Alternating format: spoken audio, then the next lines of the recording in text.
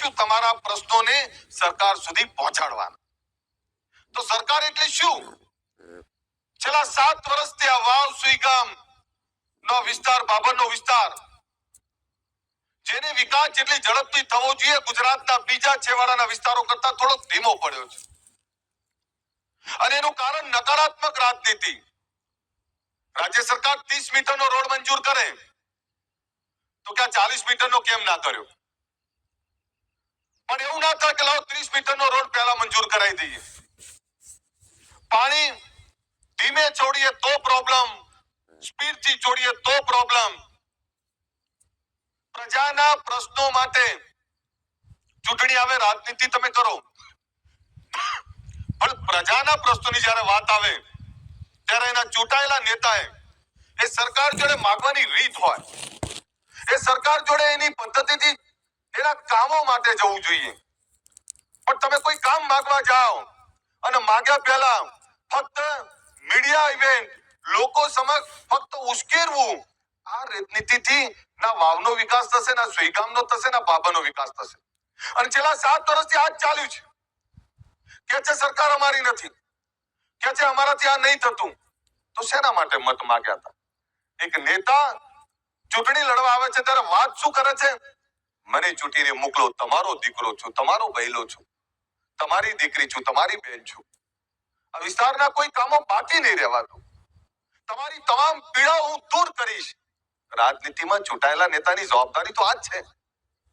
પણ હું છેલ્લા 2-3 દિવસથી જોઈ રહ્યો છું એ લોકોના ભાષણો સામેવાળાના.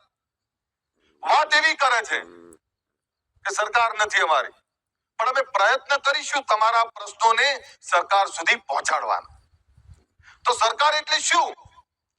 આ ગુજરાતના મુખ્યમંત્રી બેઠા છે. આ સરકાર, એકવાર જોરદાર તાળીઓ પડે આપણા ભૂપેન્દ્રભાઈ પટેલ સાહેબ માટે, અને કકડીને તાળીઓ પડે એમને ખબર પડે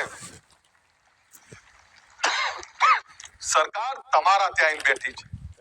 જ્યારે સરકાર સીધી તમારી વચ્ચે બેઠી હોય તો વચેટિયાની ક્યાં જરૂર છે? અને સરકારનો પ્રતિનિધિ એટલે કોણ? આ સ્વરૂપ ઠાકોરને સરકાર વતી લડાય છે. ભારતીય જનતા પાર્ટીની સરકાર છે, અને ભારતીય જનતા પાર્ટીની સરકાર હોય ત્યારે આપણે બીજા બિચોલિયા વચલિયાની જરૂર નથી.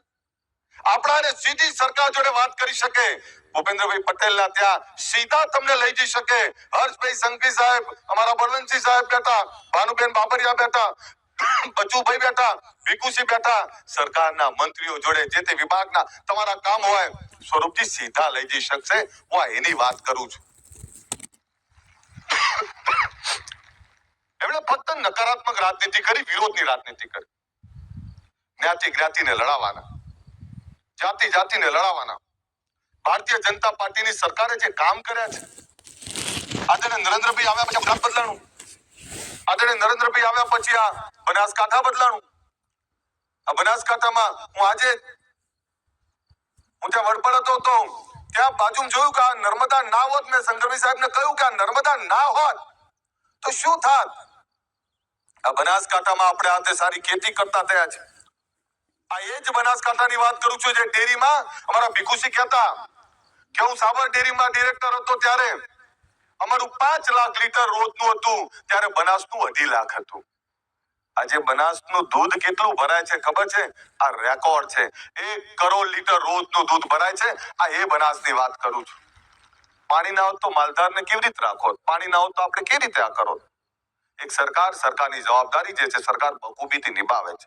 હમણાં અનિકેતભાઈએ કહ્યું કે પાલનપુરમાં મારા 2000 કરોડના કામ ચાલે છે. હું આ રાજ્યના મુખ્યમંત્રીનો આભાર માનું છું જે ગાંધીનગરમાં હું ધારાસભ્ય છું. 4000 કરોડના કામ ચાલે છે મારા ત્યાં. આ એ મુખ્યમંત્રીની વાત કરું છું. આ અમારા લવિંગજી અહીંયા રાધનપુરમાં જ્યારે મેં વાત કરી સાહેબને ચોરાણની, ત્યારે ગાડીમાં હતા, અધ્યક્ષ સાહેબ હતા મારી જોડે. મેં કહ્યું કે સાહેબ મારું ચોરાણને 14 ગામ બાકી રહી ગયા નર્મદા કેનાલથી. તો કે ચિંતા શું કરો છો, હું કરી દઈશ. તમે કાગળ આપ્યો સાહેબને. તો સાહેબ આ કાગળ રાખો ને. એટલે સાહેબે તરત નીલભાઈને આપ્યો. એટલે મેં સાહેબ નોટિંગ કરો ને. એટલે સાહેબ મને શું કે ખબર છે? નોટિંગ કરાવવું છે કે કામ કરાવવું છે? એટલે મેં કીધું હા સાહેબ કામ કરાવવું છે. સાહેબ એમણે 48 કલાકનો સમય આપ્યો તો, એક દિવસ સવારમાં 7 વાગે એવું કહ્યું કલ્પેશ ઠાકોર ચોરાણને કહી દો 174 કરોડ ચોરાણની કેનાલ માટે મંજૂર કરું છું. આ રાજ્યના મુખ્યમંત્રીનું કામ જે છે કે આ થરાદ આજે આગળ વધી રહ્યું છે, આ દિયોદર આગળ વધી રહ્યું છે, રાધનપુર આગળ વધી રહ્યું છે, તો મારું વાવ સુઈગામ બાબરે શું કરે?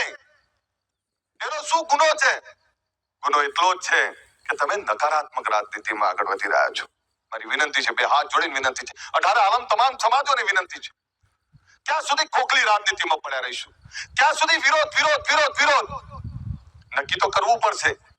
મારા ગામનું પાણી ના અટકાય. આજે હું જોતો તો મારા બળવંતજી સાહેબ એ ફોન કરતા હતા, મારા ઉત્તર ગુજરાત એને